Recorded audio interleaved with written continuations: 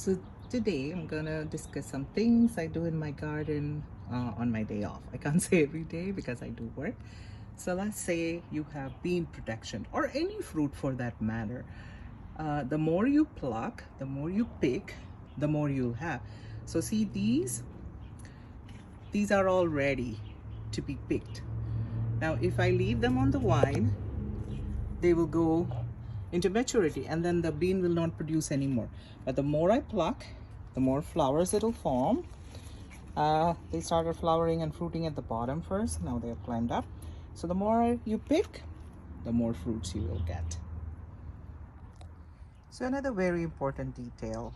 This I literally do every day, whether I work or not. If it's my working day, I'll wake up early and do this. You have to check your fruiting. So see these kind of squash and pumpkin and things like that. They have male and female flowers. So this is a male flower, you see, straight stem, and this is a female flower. You will see already something which looks like the fruit, which is the ovary. And look at the inside of the flower. See, this one has pollen and this one is ready to receive pollen. I just watered them, guys. So especially with plants like giant leaves like this, if you don't keep trimming, and don't worry, that's not powdery mildew, it's just the design of those leaves. I can show you powdery mildew on another one. See, this is powdery mildew. This is how this leaves look. So you cannot completely trust on the bees and butterflies and the little insects to pollinate it because they may not see it because it's covered by these giant leaves. So come and hand pollinate. Just help it with the pollen to reach here so I can have fruit. I can show you one fruit which I didn't even know I had. See? So that's a totally insect pollinated one. I didn't even know I had that fruit. Let me show you a different variety here.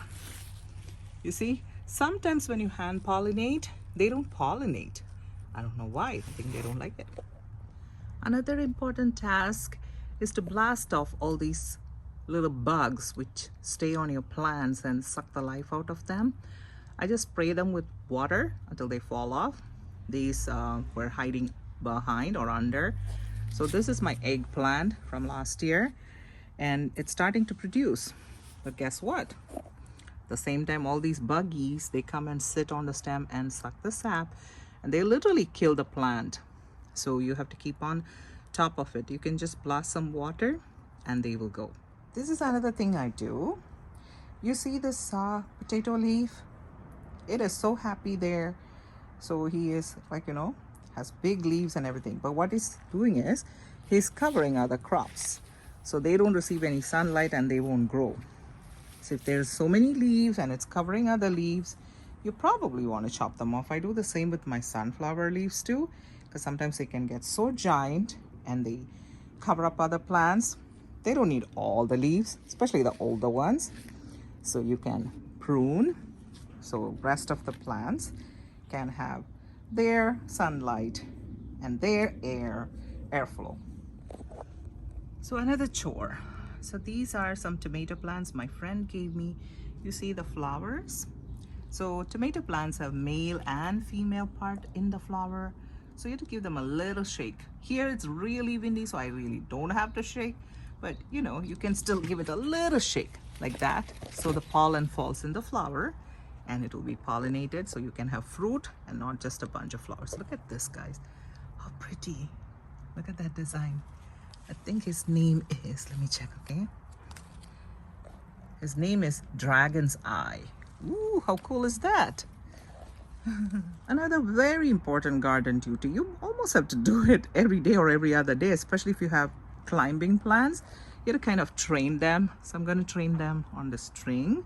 So otherwise they'll go and, get hooked up on other people who they are not supposed to and literally choke the life out of them. So you need to train them as to where to go. It's like children. Now look at this disaster.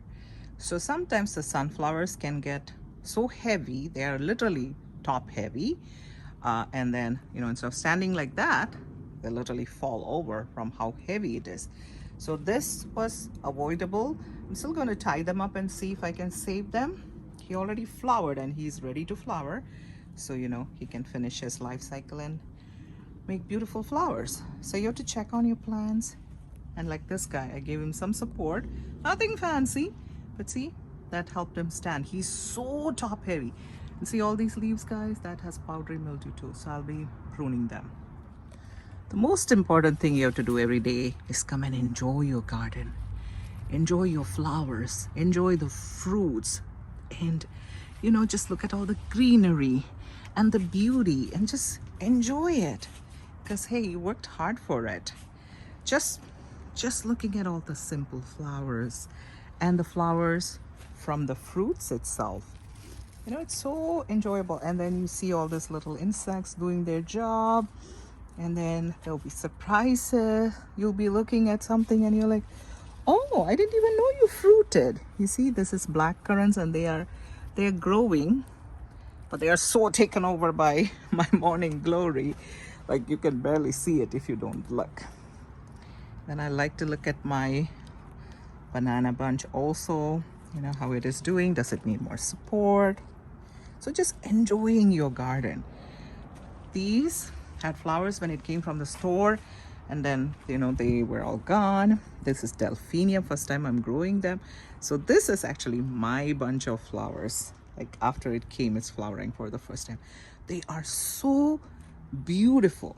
So just enjoying what you have is very important. Enjoying the green, enjoying the beauty, enjoying the smells.